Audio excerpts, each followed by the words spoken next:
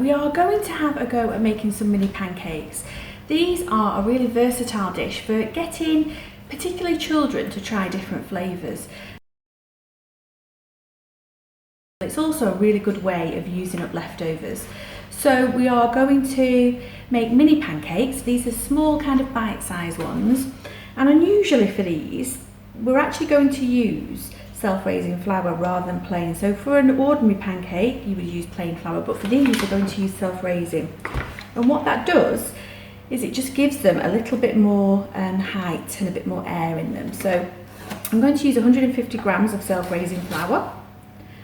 If you don't have any scales, I've got some digital scales underneath my bowl today, but if you haven't got scales, then you can use a cup. So if you know your cup takes 100 grams of flour, and they use cups quite a lot as a measurement tool in America, so if you see American recipes you might see that quite often, then you can use the cup as you measure rather than getting your scales out, so it can be easier. Or if you're quite a confident cook, you might not feel the need to weigh things out. Once you know how this mixture should look and what consistency it should be, you may feel confident enough to do it without the scales.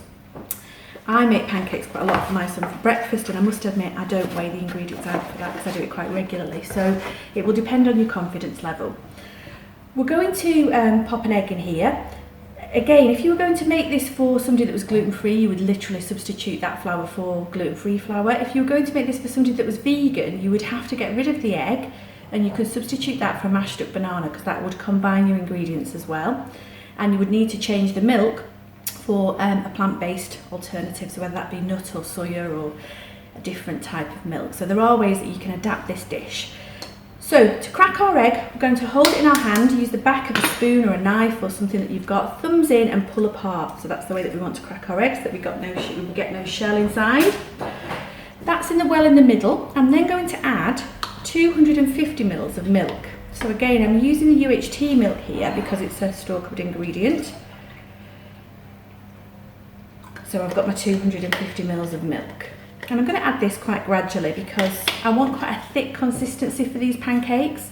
So it's not a dropping consistency, but a thick consistency. So I'm going to add a little bit, first of all, and just give that a whisk to combine the egg, milk and the flour. If you haven't got a whisk, a fork will do the job. So you don't need a whisk to do the job. A fork will do the job just as well. And it really does need you to whisk it quite vigorously to get rid of any lumps. Okay, it's quite a thick mixture, so it's a good workout for your arms as well. Okay. So again, if you're thinking about what mixture or the consistency of a standard pancake mixture would be probably just a bit thicker than single cream. It's like a pouring consistency normally, just slightly thicker. This one's quite thick because these are almost going to make small, almost like a Bellini type pancake, so very, very small. Now once you've got your basic mixture, which is your eggs, your milk and your flour, you can basically add anything to this. So there's two ways that we could do these pancakes today.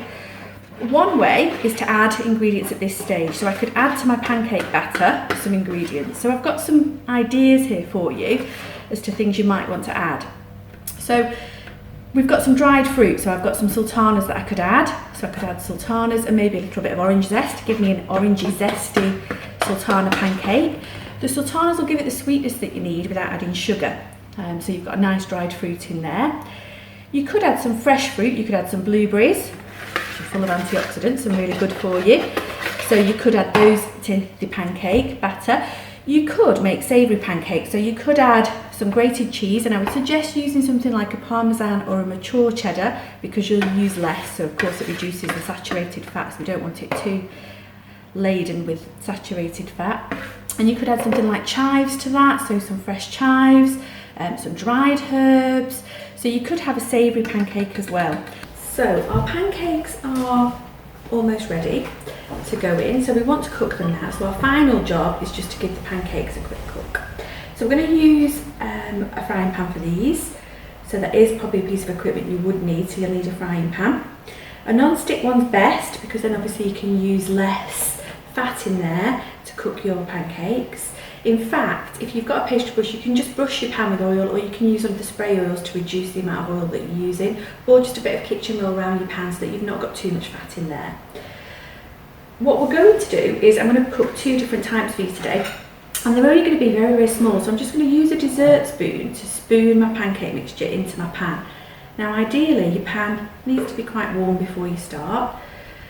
Not so hot that the fat is smoking quite wildly, but if it does start to smoke a little, then it does mean your pan's really, really hot. The one disadvantage with fat is it can self-ignite, so don't leave the pan unattended. Make sure that you're there if you're going to do that.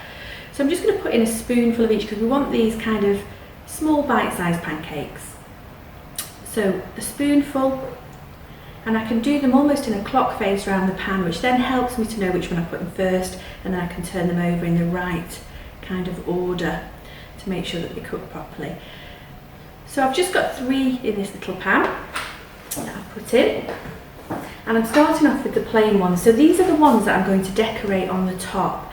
So these haven't got an added ingredient in to the mixture, it's just the basic batter. So it's the milk, the flour and the eggs, and these are something that I'm going to add something to the top of these pancakes. So they're going to be a bit like bellinis almost, I suppose, or a little taster thing.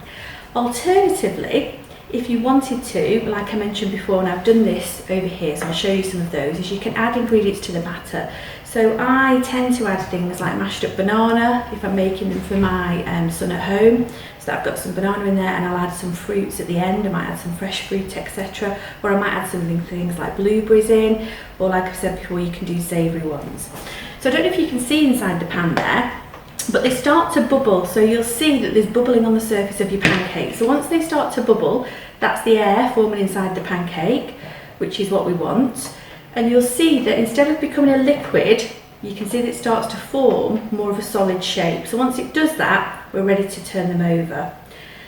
Now, turning them over, you probably need a piece of equipment like a spatula or one of these, so that you can actually get underneath the pancake and turn over. And if you've got a child helping you with this, they can find that a really difficult thing actually to turn over pancakes. They spend a lot of time just seem to chasing them around the pan. Okay, so underneath, and then just turn over, and you will get a really nice pancake. And again, if you've got to turn them over a few times, that's fine. So if you look at it and think, actually I want that cooking a bit further, you can do, that's no problem. Okay, so you can turn them over as many times as you like, because once they're solid, they're actually easier to turn over. If they're still quite liquidy, you're going to end up with a bit of a mess. So try and make sure that they're in more of a solid form before you turn them over. And once they start to cook, they'll genuinely cook a little bit quicker. They remind me a little bit of, they look a little bit like crumpets when the bubbles start to form. So if you are working particularly with children and they want to know what they look like, so a crumpet might be something they're familiar with, so that they can recognise those bubbles is when they need to turn them over. Okay, so we'll just give those another turn. Ooh, one's flipped out of the pan. They are quite warm because obviously your oil's quite warm. When we're going, the ones that we're going to decorate actually, I'm going to leave in the bowl for a few minutes so that they cool down a bit, because if you're adding something like creme fraiche, if you wanted to do creme fraiche and ham, or creme fraiche and salmon trimmings, if you had something like that to add a fish, or I've got mascarpone today and raspberries, if I add that while the pancakes are still hot, it's going to melt and create quite a mess. So I'll cook these first, and then I'll let them cool for a minute before I add the toppings for these ones. Okay, so these are looking quite nice now. They're just slightly golden, so I haven't cooked them too much, but they're just slightly golden. Okay, so I'll pop those in the bowl, and like I say, those could be cooling. If you've used a little bit too much oil in your pan at this stage, then you can add some kitchen roll into your dish that will soak up any excess oil, if you feel that's necessary. And then I'm just going to cook some others. These have got blueberries in. Now I've actually sliced the blueberries in half because the fruit inside will get really hot. So again, if you've got children eating these and you've put a full blueberry in, it could actually burn their mouth because they're really hot. So I've sliced them in half so that we don't have that happening. And the blueberries are all inside the pancake batter. So we've got 2 different varieties going on today. And again, it's just about waiting for those bubbles to come up on my pancake. I've done them in the clock face again so that I know which one I put in first. You can use, if you are using portable equipment for this, because you're doing it somewhere other than at home, or even if you've got a multi-cooker at home. We've used before, I like to call them party pans, the big pans that plug in. If you do those, you can put quite a lot of pancakes in all at once, but you've got to be quite speedy turning them over, otherwise they can burn quite quickly. So these ones, second batch, are cooking a lot more quickly than the first batch. So it's just worth bearing that in mind if you're making a few, that actually your second batch are going to cook a lot more quickly. Okay? Because they are quite thin and they're quite small, so you don't have to have them in the pan for long. Okay. Whoa. And again, if you wanted to be really creative, you could try and mould these into different shapes while they're wet in the pan, which we've had before. We've had children trying to make them into love hearts and all sorts, which is nice. And they make a nice stack for a breakfast stack if you want to stack them all up and then put some fresh fruit on. So those are my blueberry ones. So we've got the blueberries inside those 3 pancakes. So we've got 3 blueberry ones on this side, and on the opposite side we've got the plain ones. So I'm just going to add a little bit of the toppings to these ones. So a little bit of the mascarpone, which is an Italian kind of soft cheese. Creamy, so we'll add a little bit of that, not too much, just a touch, just for flavour. And then on top of there we'll just add a little raspberry. Okay, there we go, those are the pancakes done. So with our pancakes all made, I have got a little bit of batter left, so I've got a little bit of the plain batter, and I've also got a bit of the batter with blueberries in. So one of the ways that you can store this, which makes it really good if you want to make same dish the next day, is in a milk bottle. You can pour this into the milk bottle that's empty, obviously one of the plastic cartons that you might have in the fridge, and although your batter may separate a little bit, if you give it a good shake before you use it the next day, you'll be able to use it the next day. So if you've got a little bit left over, that's a good way of storing it to use the next day.